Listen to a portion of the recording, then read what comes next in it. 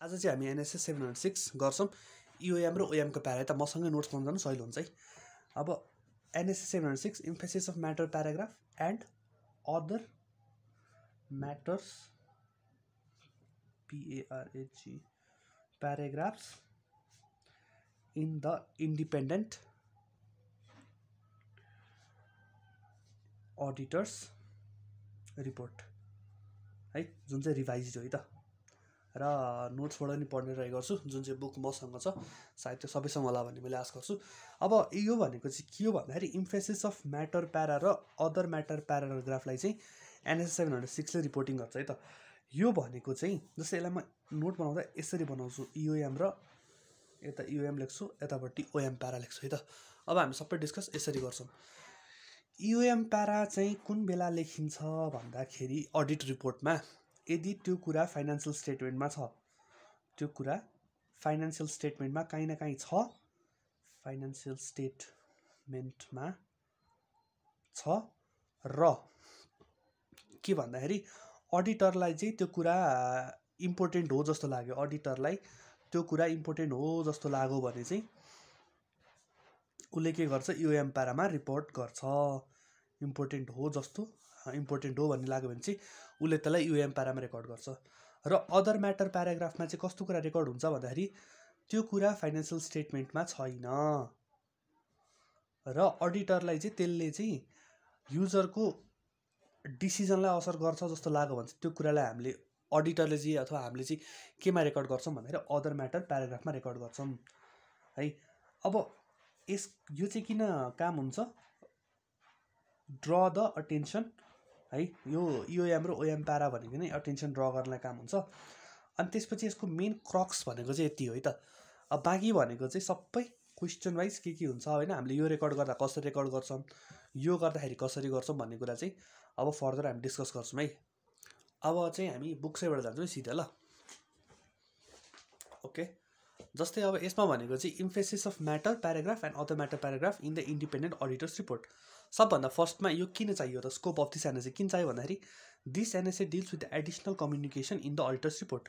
Additional communication depend when auditor consider necessary to, किन deal गर्छ अरे, necessary to draw the users' attention to a matter or matters presented or disclose in the financial statement. मैले भने disclose in the financial statement हुन्छ that are of such importance that they are fundamental to the users understanding of the financial statement है, एकदम fundamental हुन्छ अरे भने। अर्को दुईवटा पोइन्ट्स यसमा, ड्र द युजर अटेन्सन, यसले नै युजर अटेन्सनै ड्र गर्छ to any matter other than those presented or disclose in financial information भनेपछि मतलब यहाँ चाहिँ डिस्क्लोज इन्फर्मेसन डिटरमाइन गर्यो भने यहाँ चाहिँ other than those presented or disclose in the financial statement that are relevant to the users understanding of the audit होइन।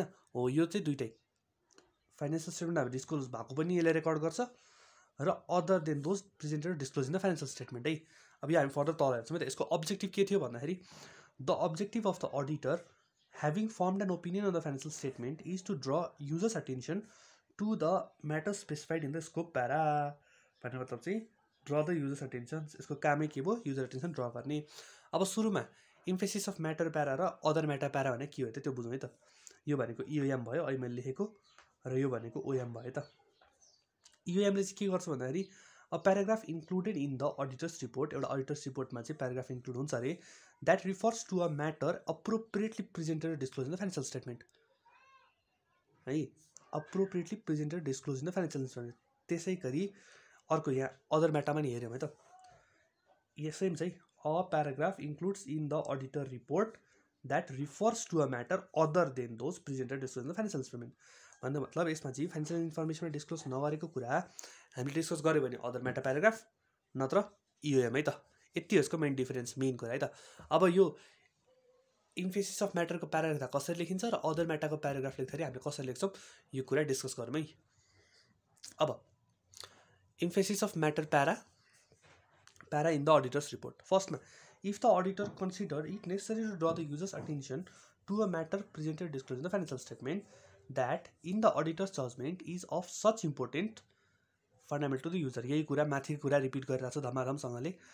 अब त्यसपछि के भनेछ भन्दाखेरि of the financial the auditor shall include an emphasis of matter para in the auditor's report provided है provided के कुरा भन्दाखेरि the auditor would not be required to modify the opinion in accordance with NSA 705 as a result of the matter भनेको मतलब चाहिँ इओएममा त्यस्तो कुरा लेख्नुपर्छ जसले गर्दा चाहिँ हाम्रो अडिट रिपोर्ट मोडिफाई हुँदैन है would not be required to modify the opinion त्यस्तो कुरा चाहिँ केमा आउँछ इओएम प्यारामा आउँछ यदि मोडिफाई हुने भएको भए हामीले बेसिस फर मोडिफिकेसन भन्ने जुन त्यो अस्ति हामीले गरेका थियौँ त्यो प्यारामा लगाएर हाल्थ्यौँ अर्को भनेको when NSA 701 applies the matter has not been determined to be a key audit matter to be communicated in the auditor's report यदि की अडिट म्याटर होइन भने पनि त्यो कहाँ आउने भयो इम्फेसिस अफ म्याटर प्यारामा आउने भयो अब when the auditor includes emphasis of matter paragraph in the auditor's report the auditor shall अब के गर्नुपर्छ है त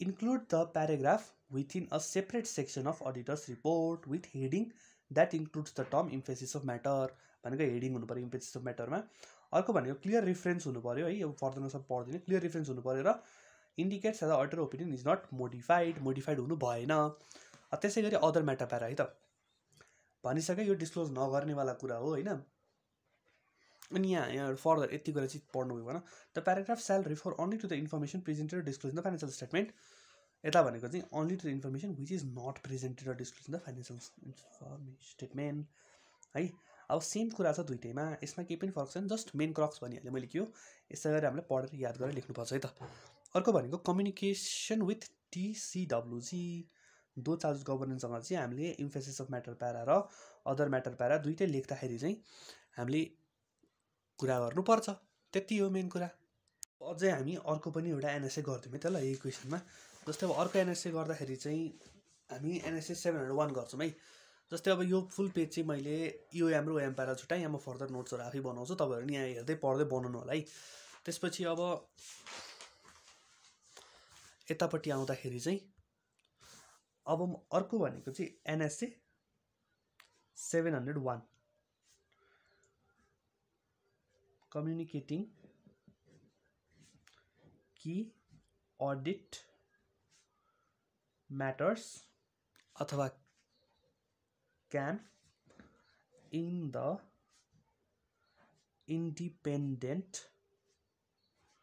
audit report है त अब यो मैले दुईटालाई किन एउटै सेक्सनमा हाल्दै भन्दाखेरि यो दुईटैमा मेन कुरा धेरै फरक छैन सबै सेम छ सिमिलर पनि छ र एकैचोटि पढ्यो भने चाहिँ भिडियो एकैचोटि दुईटै सकिन्छ एनएसए पनि भनेर है त अहिलेसम्म हामीले चाहिँ 700 सिरिजको अब हामी लास्ट एउटा क्वेसन्स गर्छौँ 700 सिरिजको लागि अब एउटा भिडियो चाहिँ क्वेसन्स एन्ड आन्सर भन्छ अनि त्यसपछि हाम्रो 700 सिरिज सक्यो है त ल अब हामी यो कम्युनिकेटिङ की अडिट म्याटर भन्दाखेरि चाहिँ सबभन्दा सुरुमा की अडिट म्याटर भनेको के हो त्यसमा जाउँ है की अडिट म्याटर भनेको के हो त्यसमा जाउँ है त की अडिट म्याटर भनेको चाहिँ हामीले टिसिडब्ल्युजीसँग अथवा दो चार्ज गभर्नसँग जे कुरा कम्युनिकेट गर्छौँ नि कम्युनिकेसन हो त्यसमध्ये यदि अडिटरलाई हामीलाई भन्नाले अडिटरलाई यदि अडिटरलाई कुनै कुराको सिग्निफिकेन्स लाग्यो र त्यो कुरा चाहिँ मैले युजरलाई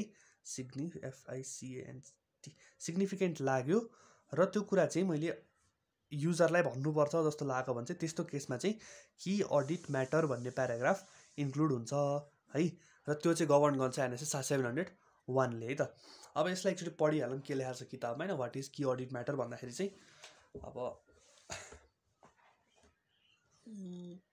okay key audit matter those matters that in the auditor's professional judgment were of the most significant in the audit of the financial statement of the current period key audit matter are selected from matters communicated with TCWG same कुरा है त हामीले TCWG communicate गरेको कुरा अडिटरलाई significant लागेर युजरलाई भन्नुपर्छ जस्तो लाग्यो भने उसले युज गर्छ की अडिट म्याटर प्याराग्राफमा अब यसमा चाहिँ अब एउटा कुरा के भन्दाखेरि अब अडिटरले त हैन जस्तै अडिटरले दो चार्ज विथ गभर्नेन्ससँग अथवा म्यानेजमेन्टसँग टिसिडब्ल्युजीसँग धेरै कुरा गर्छ त्यो मध्ये सबै कुरा ल्याएर की अडिट म्याटर हाल्ने हो त भन्दाखेरि होइन के कुरा हाल्ने हैन भन्दाखेरि यसमा चाहिँ टोटल 4वटा कुरा छ है त अडिटरले चाहिँ नट यस्तो लेखिदिन्छु नट अ सब्स्टिट्युट अफ के कुराको चाहिँ सब्स्टिट्युट होइन भन्ने कुरा है त 2 3 4 है त चारवटा कुराको चाहिँ सब्स्टिट्युट होइन एउटा भनेको चाहिँ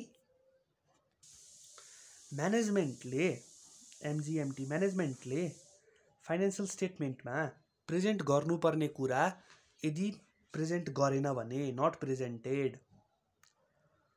प्रेजेन्टेड भने चाहिँ यस्तो केसमा चाहिँ हामीले की अडिट म्याटरमा त्यो कुरा हाल्न मिल्दैन त्यो चाहिँ हामीले के भन्नुपर्छ म्यानेजमेन्टलाई नै त्यसलाई फाइनान्शियल स्टेटमेन्टमा प्रेजेन्ट गर भनेर भन्नुपर्छ है म्यानेजमेन्टको काम हामीले गरिदिने होइन अर्को भनेको चाहिँ के भन्दाखेरि चाहिँ जस्तै अब हामीले चाहिँ अब के कुरा गऱ्यौँ भन्दाखेरि चाहिँ अब जस्तै मोडिफिकेसन नै मैले के भनेको थिएँ टिसिडब्ल्यूसँग कम्युनिकेट गर्ने भनेको थिएँ नि त होइन टिसिडब्ल्यूसँग कम्युनिकेट गर्ने भनेको थिएँ र यदि कम्युनिकेट गर्दा हामीलाई के थाहा भयो होइन अडिट गर्दाखेरि के थाहा भयो भन्दाखेरि चाहिँ हाम्रो मोडिफाइड हुन सक्ने रहेछ हाम्रो पुरै ओपिनियन मोडिफाइड हुन सक्ने रहेछ तर हामीले चाहिँ के गर्नु ओपिनियन मोडिफाइड गरेनौँ होइन एज पर एनएसए 705 हामीले मोडिफाई गरेनौँ र के गर्यौँ भन्दाखेरि चाहिँ हामीले की अडिट म्याटर्समा ल्याएर इन्क्लुड गरिदिउँ मोडिफाइड यदि ओपिनियनै मोडिफाइड हुन्थ्यो भने त्यस्तो कुरालाई पनि की अडिट म्याटर ल्याएर हामीले इन्क्लुड गर्न मिल्दैन है नेक्स्ट कुरा के भन्दाखेरि 570 यो हो गोइङ कन्सर्नको एनएसए होइन अब जस्तै कम्पनी नै अब बन्द हुन लागेको छ भने त्यस्तो कुराले हामीले की अडिट म्याटर हाल्न मिल्दैन र हामीले 570 अनुसारले चाहिँ त्यसलाई गर्नुपर्छ 570 मैले किन जोडेँ भन्दाखेरि पोइन्ट त हो तर हामीले यो अहिलेसम्म भिडियोमा गरेका छैन अब फर्दर हामी गर्दै जान्छौँ है त र अर्को भनेको चाहिँ की अडिट म्याटर भनेको कुनै इन्डिभिजुअल म्याटर्समा सेपरेट ओपिनियन पनि होइन यस्तो कुरा नै हामी इन्डिभिजुअल म्याटर्समा हाम्रो कुनै पनि होइन ओपिनियन पनि होइन है त यसलाई पोइन्ट्समै पढौँ है त ल कसरी लेखाएको छ नट अ सब्स्टिट्युट अफ भनेर की अडिट म्याटर केही न होइन फर्दर हामीको जाउँ जस्तै यसमा चाहिँ अब सुरुदेखि जाउँ है त अलिकति ल okay NSA 701 communicating key audit matters in the independent audit report यसको स्कोप के थियो भन्दाखेरि this NSA deals with the auditor responsibility to communicate key audit matters in the auditor's report अडिटर्सको रिपोर्टमा key audit matter it is intended to address both the auditor's judgement as to what to communicate in the auditor's report and the form of content of such communications है त मैले भन्दाखेरि भनिसकेँ next communicating key audit matters is not a substitute of communicating key audit matter is not a substitute for disclosure in the financial statement that the applicable financial reporting framework requires management to make है or that are otherwise necessary to achieve the fair presentation भने त्यही होइन त म्यानेजमेन्टलाई require थियो disclosure गर्न financial स्टेटमेन्टमा तर हामीले त्यो कुरा की अडिट म्याटरमा ल्याएर हाल्न मिल्दैनौँ is not a substitute first point भयो है second point a substitute for the auditor's expressing a modified opinion when required by the circumstances of a specific audit engagement in accordance with NSE 705 revised मैले भने नि अडिटरले यदि modified opinion express गर्न लागेको छ र त्यो कुराले चाहिँ मैले की अडिट म्याटर हाल्न मिल्दैन next a substitute for reporting in accordance with 570 एउटा छुट्टै एनएससी अनुसारले रेकर्ड गर्न मिल्थ्यो continue as a going concern भने त्यस्तो केसलाई पनि मैले की अडिट म्याटरमा इन्क्लुड गर्न मिल्दैन a separate opinion on the individual matter र यो की अडिट म्याटर भनेको चाहिँ सेपरेट ओपिनियन पनि होइन है त अब यसपछि अब यो पनि कहाँनिर इम्पोर्टेन्ट हुन्छ भन्दाखेरि चाहिँ अब की अडिट म्याटर हामीले हाल्नै पर्ने ठाउँ की अडिट म्याटर हुनै पर्ने ठाउँ